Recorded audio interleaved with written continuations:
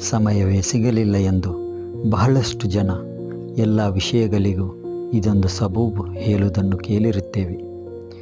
ಇದೊಂದು ಸಬೂಬು ಅಂತ ಹೇಳಿದ್ದು ಯಾಕೆ ಎಂದರೆ, ಮನುಷ್ಯನಲ್ಲಿ ಆಸಕ್ತಿ ಇದ್ದರೆ, ಯಾವುದೇ ವಿಷಯವಾಗಿ ಪ್ರೀತಿ ಇದ್ದರೆ ಖಂಡಿತ ಸಮಯಕ್ಕಾಗಿ ಕಾಯುವುದಿಲ್ಲ.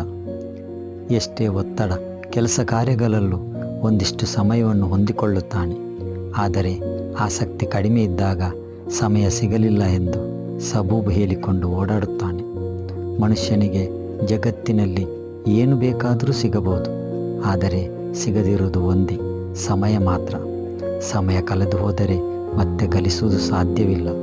ಅದರಲ್ಲೂ ನೀವು ಸಮಯಕ್ಕಾಗಿ ಹುಡುಕುತ್ತಿದ್ದರೆ ಅದು ಎಂದೂ ಸಿಗುವುದಿಲ್ಲ. ಹೀಗಾಗಿ ನೀವೇ ಸಮಯ ಹೊಂದಿಸಿಕೊಳ್ಳಬೇಕು.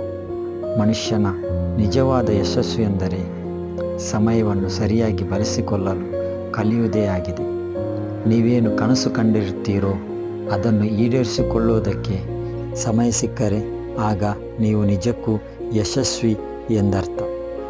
ಆದರೆ ಬಹಳಷ್ಟು ಜನರಿಗೆ ಸಮಯವನ್ನು ಸಮರ್ಥವಾಗಿ ನಿರ್ವಹಿಸುವುದಕ್ಕೆ ಬರುವುದಿಲ್ಲ.